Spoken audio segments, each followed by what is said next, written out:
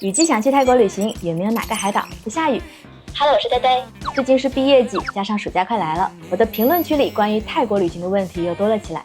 那了解过泰国的朋友都知道，每年的6到10月是雨季，一般是不建议出海的。但偏偏咱们的假期就是这个时候，所以当暑假撞上雨季怎么办？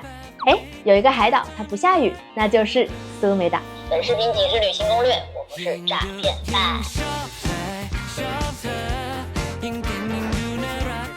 和泰国其他热门海岛的雨季集中在6到10月不同，苏梅岛的降雨集中在10到12月，所以近几个月去海岛可以选择苏梅岛。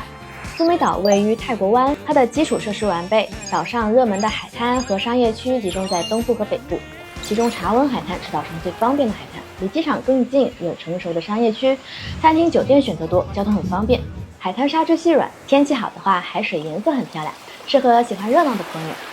南边的拉麦海滩人少幽静，海水也更清澈，非常适合吹着海风，享受一顿舒服的午餐。我个人比较喜欢另外一个距离拉麦不太远的更加私密的海滩——银海滩，面积不大，但胜在沙子细，海水干净，非常适合享受日光浴。北部的波普海滩大概是最吸引年轻游客的海滩，有著名的渔人村和网红餐厅。Coco Times 一到傍晚就坐满了人，可以边喝饮料边等待夕阳落下。晚上的火舞表演不要错过，表演者甚至会挥舞火球走到你面前，惊险刺激。岛的西部更加原始静谧，人少，有适合看日落的利帕诺尔海滩。